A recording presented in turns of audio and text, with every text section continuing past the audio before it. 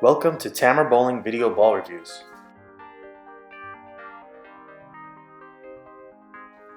For all your bowling needs, check out our partner, perfectaimbowling.com.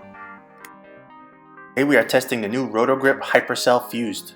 Testing on a 40-foot medium high volume house shot and a 39-foot sport shot.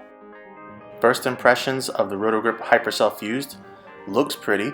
It's a heavy, rolling, lumbering core that gets easy length but makes a really strong asymmetric move. A lot of bowlers are going to enjoy the Hypercell Fused.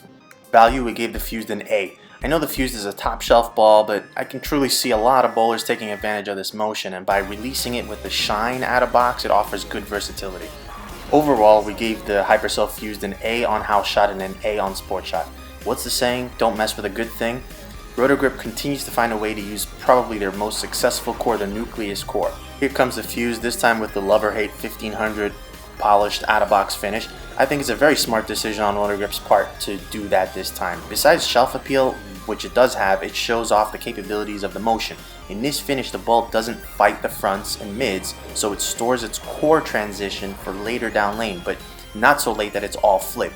It's a late mid-lane roll that really transitions aggressively and rolls into that heavy asym look. All I'm saying is it's easy to confuse the motion with skid flip because the out-of-box finish pushes that transition further down lane, which makes it more explosive.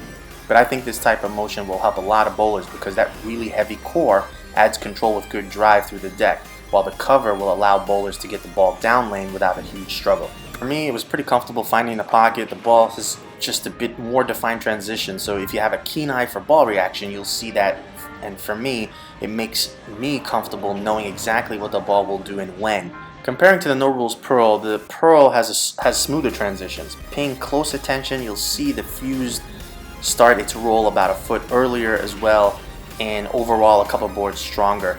Compared to the No Rules Exist, you can see the solid cover roll, meaning that earlier roll. It's ultimately pretty tricky to differentiate the motion on a house shot. I feel like I had decent room for forgiveness in and out. However, going out too far into the friction will cause loss of energy retention as the ball will complete its transition before getting to the pocket.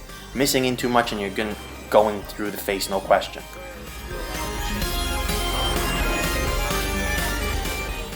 Doug was up next with the Hypercell Fused, and he really took advantage of that strong, defined motion. It gets down lane, but again, not the kind of length from a low-end clean Pearl. What the shine does is delay that transition a bit, which also accentuates the transition.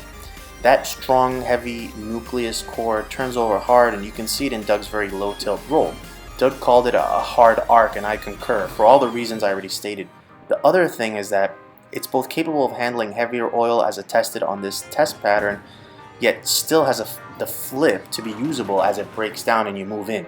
Due to this motion, it's clear Doug had all the miss room out, but not in. When comparing to his Daredevil Danger, he throws it on the same line, and you can see that he can still strike, but the Danger deflects a little more. His Danger's at 2000 Abralon finish to smooth it out. Bryan tests the Fused next, and this ball works so well on this pattern for him. It's just easy to get to the pocket. He had room in and out. With his tilt, missing in and the ball would sit just enough to carry the high hard one, missing out and the ball read the friction in a very nicely balanced way. If you watch, it's 12 to 12, strike, 11 to 7, strike, 9 to 6, strike. In other words, he could find several lines to the pocket. All he has to do is then figure out which one will carry best.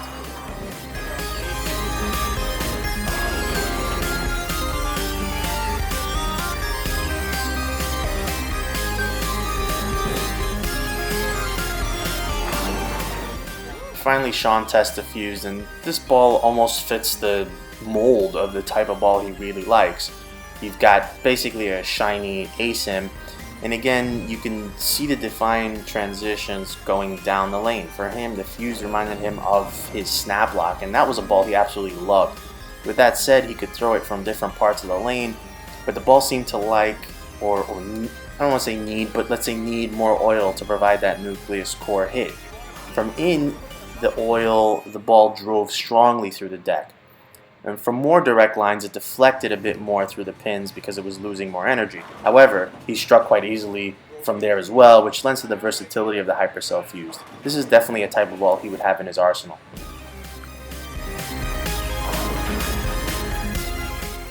On to the Sport Shot. I start out and find it extremely easy to use straight, with the out-of-box surface on this 39-foot shot. The Hypercell Fused is strong enough to offer enough consistency on this medium shorter pattern without needing surface. And if I were to use surface, honestly the ball would probably need a lot more volume and or a longer sport pattern like we saw with the Storm Intense. Doug was next, and he really took advantage of how strongly the fuse turns over to get this ball to drive really aggressively with lots of angle through the pins. Even on shots where he thought he missed out, it made it back and either struck or left him something reasonably makeable.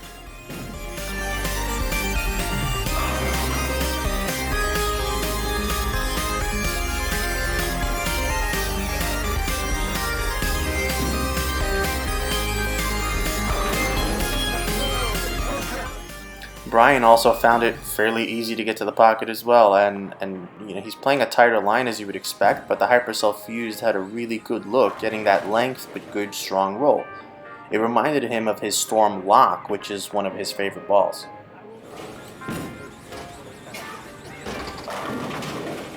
Finally, Sean tested on the Sport Shot, and he really enjoyed this ball on the Sport Shot. Again, he could play more direct or in, but you can see how much more the ball liked the oil when you look at the way it rolls through the pins, same as we saw before. But again, no problem striking either way. Final thoughts on the Hypercell Fused. This ball got strong marks, and every bowler enjoyed this ball on house and sport. There are no glaring weaknesses. It reminds me that Storm knows how to make hybrids.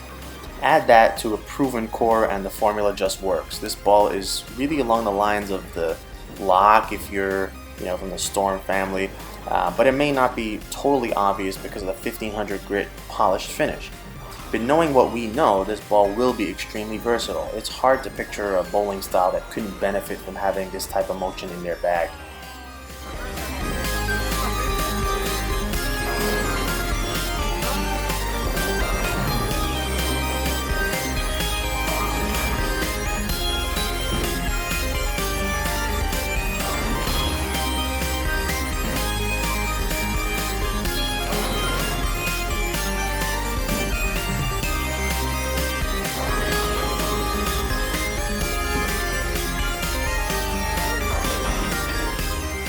I need to tell you to watch Tamer Bowling Ball reviews. Yeah. I should keep going, well, I'm gonna still watch it. What's that? That's in the video. That's in the video. He switched it over to his pearl, and that's what happens. Obviously doesn't hook enough. Probably doesn't.